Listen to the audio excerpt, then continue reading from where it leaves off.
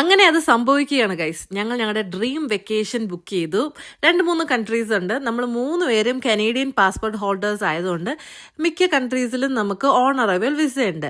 UK നമ്മുടെ ലിസ്റ്റിലുള്ള ഒരു കൺട്രി ആയതുകൊണ്ട് അവിടെ നമ്മൾ പോകുന്നതിന് മുമ്പ് ഒരു ETA എന്ന് പറഞ്ഞ സംഭവം രജിസ്റ്റർ ചെയ്യണം. അതിന് ഒരു ആപ്പ് ഡൗൺലോഡ് ചെയ്യുക, അതിലേക്ക് ഇൻഫർമേഷൻസ് കൊടുക്കുക. കനേഡിയൻ പാസ്പോർട്ടിൻ്റെ ഇങ്ങനത്തെ ഒരു സാധനം ഉള്ളതുകൊണ്ട് നമുക്ക് ഫിംഗർ പ്രിൻറ്റ്, നമ്മുടെ മൂക്ക്, കണ്ണ്, കൈ, കാലെല്ലാം സ്കാൻ ചെയ്ത ബയോമെട്രിക്സ് അതിൽ ഒരു ചിപ്പിലുണ്ടാവും. അങ്ങനെ നമ്മൾ ഫോം ഫില്ല് ചെയ്യുമ്പം ഈ ബയോമെട്രിക്സ് ഒക്കെ ജസ്റ്റ് നമ്മൾ സ്കാൻ ചെയ്യുന്ന പോലെ ഇങ്ങനെ ഫോൺ അതിൻ്റെ പുറത്തേക്ക് വെക്കുമ്പം ഓട്ടോമാറ്റിക്കലി അത് സ്കാൻ ചെയ്ത് ആ ഫോം ഫില്ലാവും. വിത്തിൻ ഒരു 1-2 മിനിറ്റ്സിൽ നമുക്ക് അപ്രൂവലും കിട്ടുകയും ചെയ്യും. ആ ഫോം ഫില്ല് ചെയ്യുന്നതിൻ്റെ ഇടയ്ക്ക് ജില്ലുവിൻ്റെ ഒരു ഫോട്ടോ വേണമായിരുന്നു. അതിന് കാണിക്കുന്ന കോപ്രായാണ് ഇതെല്ലാം. ഏതായാലും കുറച്ച് നേരം നമ്മളിങ്ങനെ പ്രാക്ടീസ് ചെയ്ത് കാണിച്ചു കൊടുത്തു. പപ്പയും അമ്മയൊക്കെ ഫോട്ടോ എടുക്കുന്ന, അങ്ങനെ എങ്ങനെയൊക്കെയോ നിന്ന് തന്ന് നമ്മൾ ഫോട്ടോ എടുത്തു. ട്രിപ്പിന്റെ അവസാനം നമ്മൾ നാട്ടിൽ തന്നെയാണ് ചെല്ലുന്നത്. നമ്മൾ 3 പേരും തന്നെ OCA കാർഡ് ഹോൾഡേഴ്സ് അല്ല, അതുകൊണ്ട് നമുക്ക് നാട്ടിലേക്ക് വിസ എടുക്കണം. അതാണ് അടുത്ത പ്രോസസ്സ്.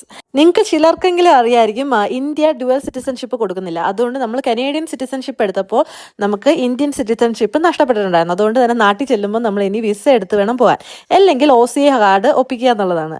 24 hours നമുക്ക് ആപ്ലിക്കേഷൻ അപ്രൂവ് ആയി കിട്ടും. അങ്ങനെ വിസ പരിപാടിയെല്ലാം കഴിഞ്ഞു. സാധാരണ നമ്മൾ നാട്ടിൽ പോകുമ്പോൾ നേരെ ഇവിടുന്ന് ടിക്കറ്റ് എടുക്കുക, നാട്ടിൽ പോവുക, തിരിച്ചു വരികയാണ്. പക്ഷെ ഇത്തവണത്തെ പ്ലാൻ ഒരുപാട് മാറ്റമുണ്ട്. ഞങ്ങൾ നാട്ടിൽ പോകുന്ന വഴിക്കാണ് ഈ പരിപാടികളെല്ലാം ഒപ്പിച്ചിരിക്കുന്നത്. ഇനി ഷോപ്പിംഗ് ഉണ്ട്, കാരണം നമ്മൾ 8 ദിവസത്തോളം ഉണ്ട് നമ്മുടെ ട്രിപ്പ്.